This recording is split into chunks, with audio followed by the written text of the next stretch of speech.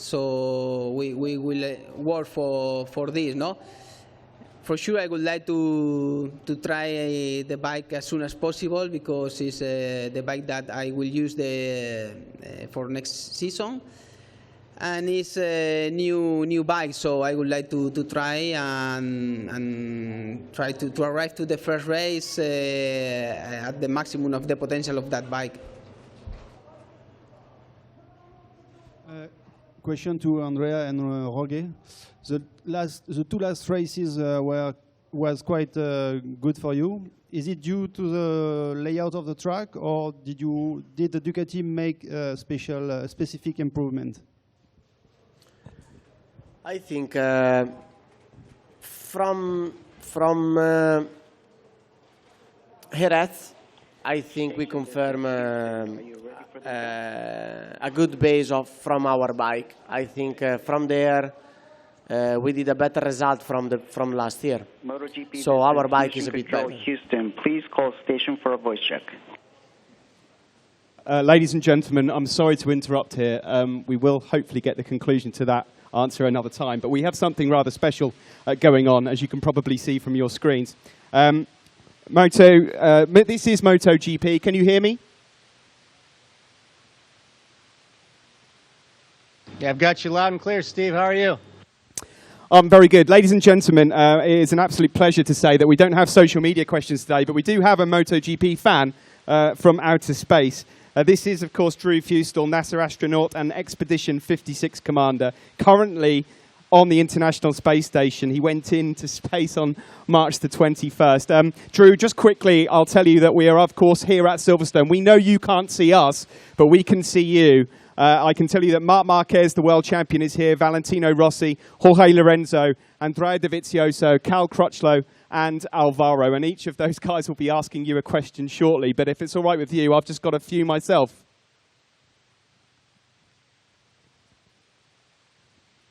Yeah, go ahead. Actually, I can see you guys. I'm trying to stream back up the conference from the MotoGP site, so I've got a view of you, and appreciate you all taking the time to say hi to me today. This is, I've got to say, pretty cool. Right, okay, first question, of course. How is life in orbit at the moment?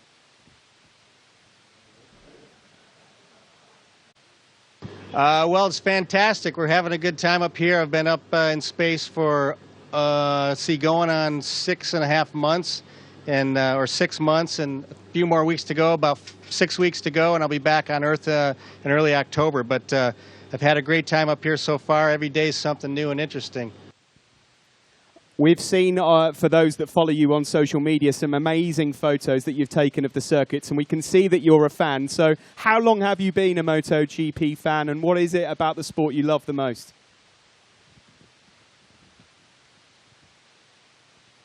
Well, I've been into motorsports my whole life, and I raced motocross when I was a kid between the ages of 10 and 13, and that progressed into other things, eventually into karting. So I've always been a fan of motorbikes, and I've always loved watching the racing. And what's most incredible to me is how fast you guys go on those bikes, and the fact that the bikes are every bit as fast as a race car on any of these tracks, and a lot of times faster. It's just amazing to me the skill that you all possess in the balance and the intensity with which you race, and the ability to put that bike wherever you want it, or hopefully wherever you want it, and keep it all under control.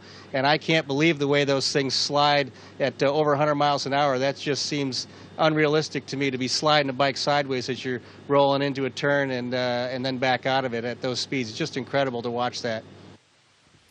We know that you watch all of the MotoGP races every Sunday from space. How does that compare for you to watching it live? Because, of course, you were actually at the Czech Republic Grand Prix last year.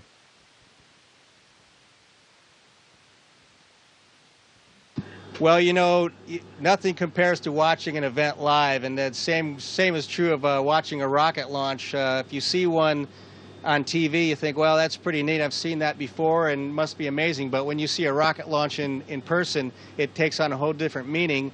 And I used to compare rocket launches to watching a dragster, a top-fuel dragster, go down the track. If you watch one on TV, it's no big deal. But when you see it in person, it's just incredible and really blows you away. I think the MotoGP bikes, the racing is the same thing. I had such an incredible time at Brno last year, and the experience was just fantastic. And seeing the bikes up close, listening to them, I really enjoyed traveling around the inside of the circuit, stopping at all the corners and on the straightaways, watching the bikes. When you can see the wheel, I know this is not desirable, but watching that front end just barely lift off the ground, watching you guys, you riders, as the bike just floats down the straightaway and the wheels kind of turn, but the bike keeps going straight as you lay on the throttle. It's just amazing. So seeing it in person is really the way to watch it. And up here, unfortunately, I'm sort of rooting by myself, and I spent a lot of time with myself yelling and screaming at the computer screen about what's going on with the races, but I would really prefer to watch it in person. But I'm happy that I get a chance to follow the season so far from space. Well, as I mentioned, we have 6 riders here. I'm sure all eager to have a chat to you, so I'm going to pass you over to them now, starting off with Mark. Hello. I appreciate what are you doing, and you are a hero. So I would like to know which is your favorite circuit.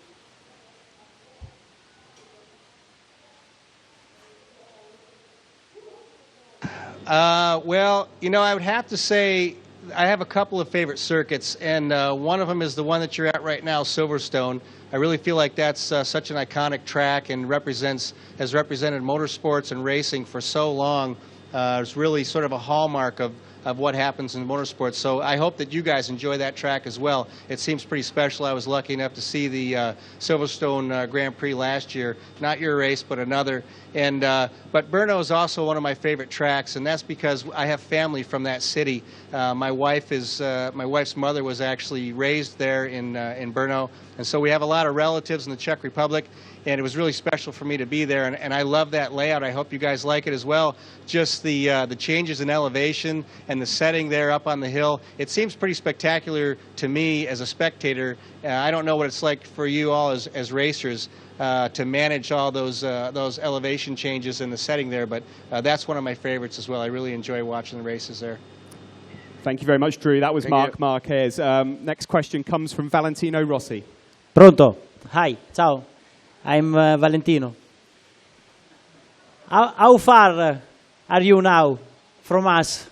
And how long you need to arrive there? How much time?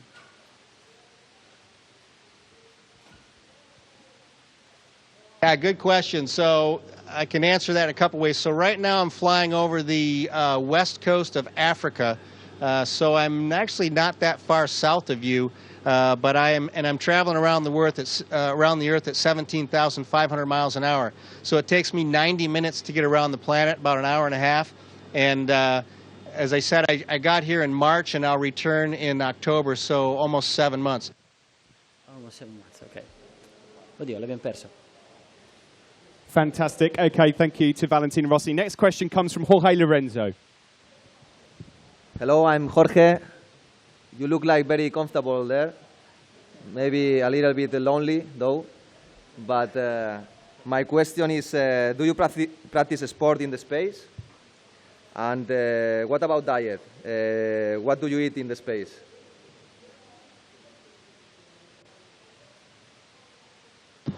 Yeah, so in terms of sports, I mean, really what we do is exercise. I think that's probably what you're talking to. We exercise almost 2.5 hours a day, both on a resistive exercise device like a self-contained gym, and then also a treadmill, or right next to me is actually our stationary bike. And we have to do that because in space we don't use our legs. You can see I'm floating most of the time here. The only thing I use to move around is my hands and my arms, my fingertips. My legs don't get much work, either does my back. So it's really important for us to load up our skeletal structure, our spine and our legs, so that our bones, so that our body keeps sending nutrients to our bones and keeps our muscles strong, so that when we get back to Earth and return to gravity, that we can actually stand up and walk. So that's the key for us, is getting that exercise to allow us to return to Earth's environment, where we were created and where we grew up. And then in terms of food, you know, a lot of what we eat is similar to camping food. So we have food that's prepared, or we call ready-to-eat meals, where you can either eat them cold or warm them up in an oven that we have. We have dehydrated food that we have to add water back into and wait for 15 to 20 minutes till we can eat it.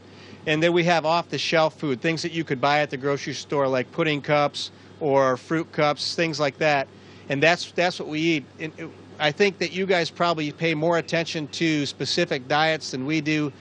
The races can be quite grueling, and of course the heat, and so you have to be physically and your bodies have to be chemically in the right condition to endure all that stress.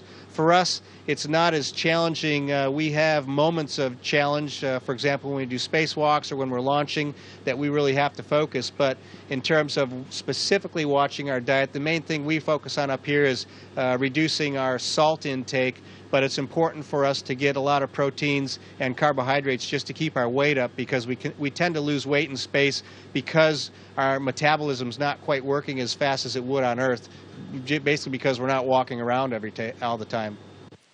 Okay, next question comes from Andrea Dovizioso. Ciao, I'm Andrea, and do you have a bike on Earth?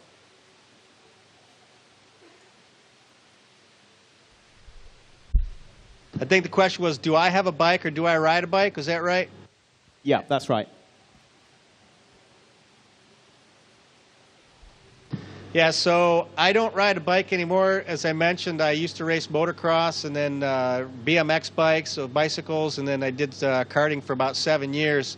And during my younger years when I was at university, I did have a 1978 Honda CB750F that was slightly modified and great to ride around campus while I was at university. I stopped riding after I got out of school because I realized that it wasn't really safe to be riding that motorcycle on the street. I would have much rather have had it on a track where I think it's a safer place to ride and go fast. So right now I don't have a bike. But I would look forward to riding one in the future, not on the roads though, probably on a track somewhere. But don't tell my wife I said that, although she probably heard that. Thanks very much. Next question from Cal Crutchlow. Hey Drew, nice to speak to you again. Obviously I know you're a big fan of MotoGP, and you come to the Brno with the LCR Honda team last year, so it's good to speak to you again.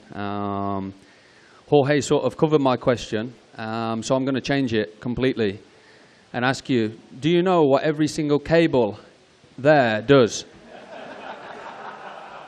And can you talk us through them all?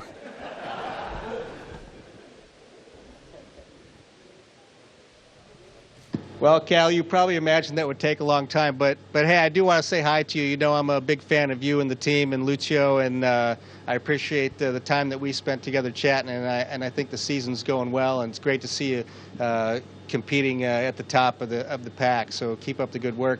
Do I know what everything is in here? I mostly know what everything is in here. Sometimes we sort of learn about stuff as we go, a lot of what we call OJT, or on-the-job training.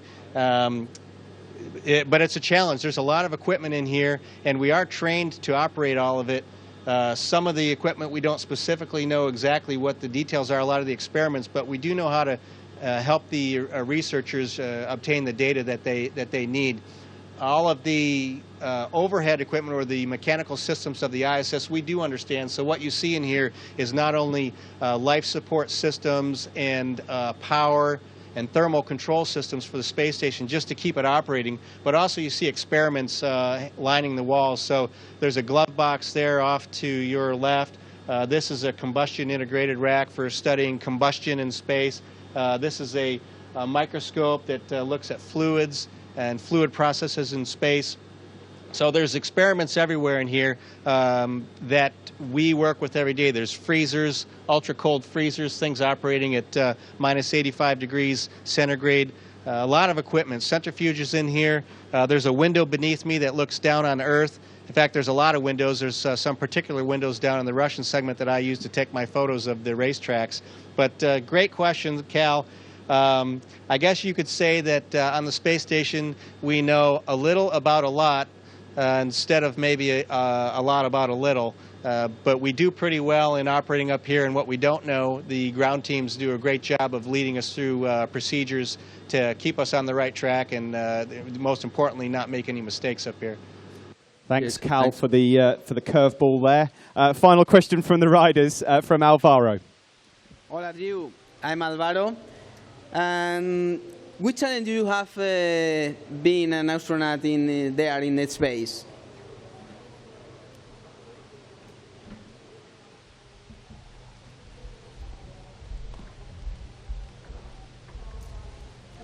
I didn't quite get that. Could you guys repeat that for me? Steve, could you repeat that question? Yes. Which challenge do you have being an astronaut? An astronaut.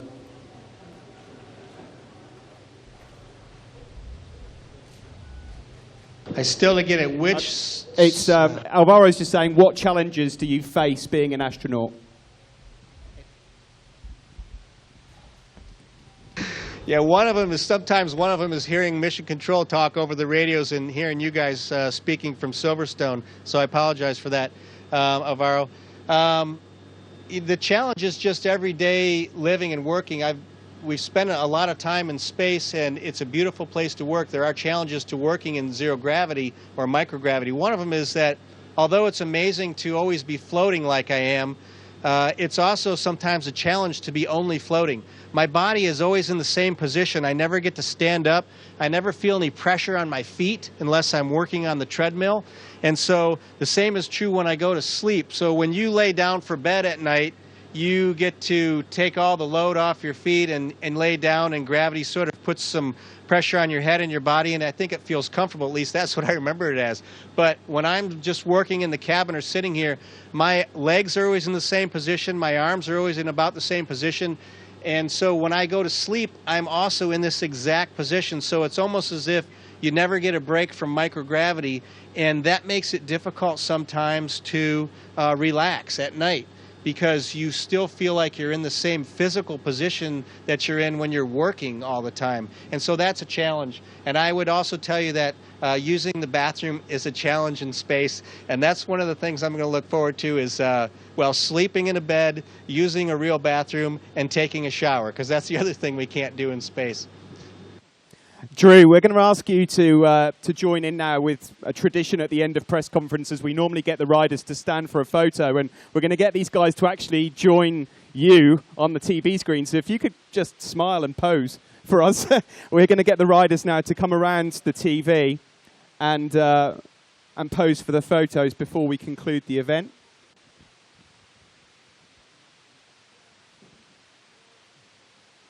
That sounds great. I'll stand by for a photo.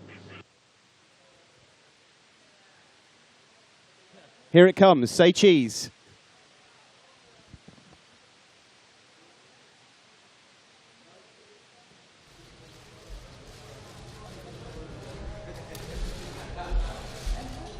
Thanks so much to you, Drew. I have to say that for you, MotoGP riders, I'm sure are heroes, but there are so many people that wish they could be out in space. And it is a true pleasure for you to be joining us here. Just before you go, seeing as we have these riders here, is there any questions that you have for anyone here today?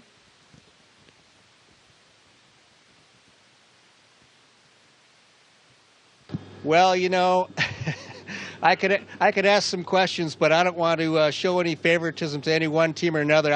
I just enjoy watching you guys every weekend, and I love the camaraderie. I know you guys are friends. A lot of you are friends, and it's amazing to see how the competition has really built this year, and to see how close the races have been. I know, Mark, you've really had you really kind of had the lead early on and at the end of last season, and I think the guys are all catching up and starting to sort it out. Maybe that's motivation for you to go a little faster, but I just love watching you guys, and I want to congratulate you all on a great season so far. It's been amazing and quite entertaining for me to watch the races from space. I hope you've enjoyed the photos that you're seeing of the tracks. I'm taking them for you as well as everybody else. So thanks for what you're doing. Keep up the good work.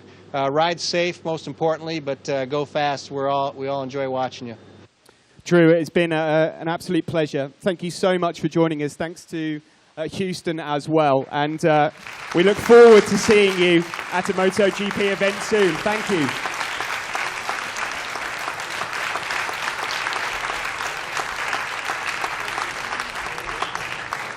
Station, this is Houston ACR. That concludes the event. Thank you. Well, ladies and gentlemen,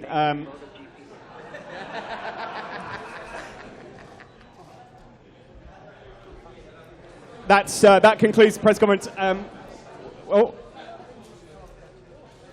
We still have some questions to ask. I am so sorry to interrupt, but as I'm sure you can understand, we will carry on with Q&As now from the floor. Thank you.